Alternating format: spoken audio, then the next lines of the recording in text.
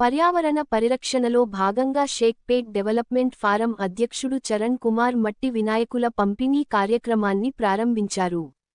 Plaster of Paris విగ్రహాలు చెరువులు, నదులను కలుషితం చేస్తాయని, మట్టి వినాయకాలు హానికరం కావని అవగాహన కల్పించారు. ఈ నేపథ్యంలో హైదరాబాద్ కలెక్టర్ చేతుల మీదుగా విద్యార్థులకు, బస్తీ ప్రజలకు మట్టి వినాయకులను అందజేశారు.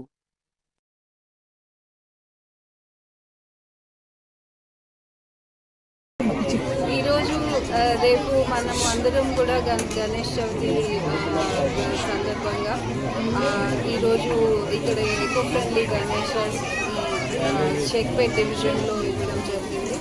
సో వీరందరూ కూడా మనము ఈ హైకోర్టు డైరెక్షన్స్ ప్రకారము ఈ ఎన్వైర్న్మెంట్ ఫ్రెండ్లీగా ఉండడానికి మనం అందరం కూడా Ganesh eco friendly Ganesha's and మట్టి వినాయకులు పెద్ద పెద్ద మండపాల్లో కూడా ఇప్పుడు అందరూ ఎకో ఫ్రెండ్లీకి షిఫ్ట్ అవుతున్నారు.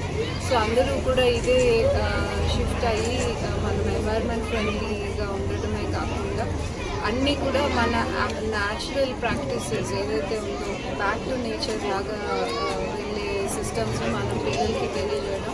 ఈరోజు గవర్నమెంట్ స్కూల్ పిల్లలు ఇక్కడ అందరూ కూడా గణేషస్ని తీసుకోవడం జరిగింది. అదేవిధంగా ఎస్డిఎఫ్ సంస్థ ఇక్కడ ఏదైతే షేక్పేట్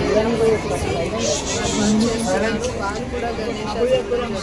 సో ఇలాగ మోర్ సోషల్ కాన్షియస్ సిటిజన్స్ ముందుకు వచ్చి వారి లొకాలిటీస్ని వారి ఏరియా ఎన్వైరన్మెంట్ని కాపాడుకోవడంలో అందరూ కూడా తోడ్పడి హైదరాబాద్ని ఇంకా ఇంప్రూవ్ చేయాలని అందరికీ ఈ సందర్భంగా వినాయక చవితి శుభాకాంక్షలు. ప్రభుత్వం తరఫున కానీ జిహెచ్ఎంసీ తరఫున కానీ మన మట్టి వినాయకుల పంపిణీ కార్యక్రమం చేస్తుంది.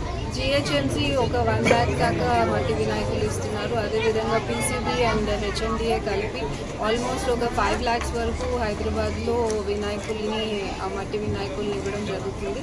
ఇదే కాకుండా మా బీసీ వెల్ఫేర్ సంఘాల నుంచి కూడా మేము మట్టి వినాయకుల్ని ప్రమోట్ చేస్తున్నాము.